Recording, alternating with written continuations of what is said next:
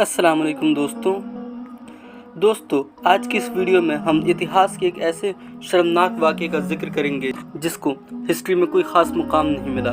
दोस्तों आपको पता होगा कि सेकेंड वर्ल्ड वॉर के वक्त हिटलर ने और नाज़ी जर्मनी ने पूरे यूरोप के नाक में दम कर दिया था और दुनिया के बड़े बड़े ममालिक जैसे कि फ्रांस, ब्रिटेन, USSR और अमेरिका जैसे ममालिक से उसने जंग किया। लेकिन 1944 आते आते नाज़ी जर्मनी की हार होने लगी और 1945 तक नाज़ी जर्मनी पूरी तरीके से हार गई और पूरे यूरोप ने मान लिया कि अब नाज़ी जर्मनी ख़त्म हो गई और दुनिया में अमन अमान कायम हो जाएगा। लेकिन दूसरी तरफ उसी वक्त 1944 में यूरोप के एक कोने में एक शर्मनाक हादसा हो रहा था जिस पर दुनिया ने ध्यान नहीं दिया और वो था ग्रीक और अल्बानियन के बीच में टेंशन।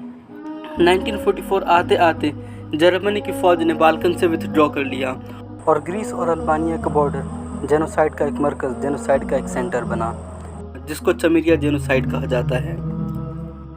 इस हादसे में चैम पीपल को ज़बरदस्ती उनके घरों से निकाला गया जिसमें ज़्यादातर मुस्लिम थे और वो एथनिकली अल्बानियन थे, लेकिन वो लोग ग्रीस के यूनान के उत्तरी हिस्से में रहा करते थे। उस जेनोसाइड को हुए आज 80 साल हो चुके, इसलिए पूरे अल्बानिया में अलग अलग ऑर्गेनाइजेशंस ने उस हादसे को 80th एनिवर्सरी मार्क किया है और उसको याद करने की कोशिश की है। तो दोस्तों अब हम जानते हैं कि चमेरिया क्या है, जहाँ पर मुस्लिम्स और क्रिश्चियंस रहा करते थे। तो चमेरिया एक माउंटेनियस रीजन, एक पहाड़ी इलाका है जो ग्रीस और अल्बानिया के बीच में एक बॉर्डर की तरह है, जिसमें 20वीं सदी के शुरुआत तक यानी 1944 और 1945 तक तकरीबन 25,000 से 70,000 अल्बानियन चैम्प्स रहा करते थे।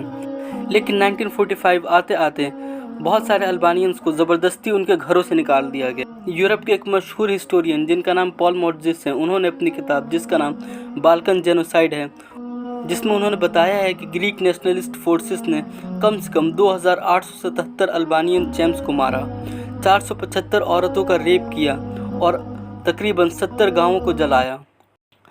उसके दूसरी तरफ अल्बानियन चैम ऑर्गेनाइजेशन का कहना है कि कम से कम ग्रीक जो थे यूनानियों ने 5,800 अल्बानियंस को मारा है।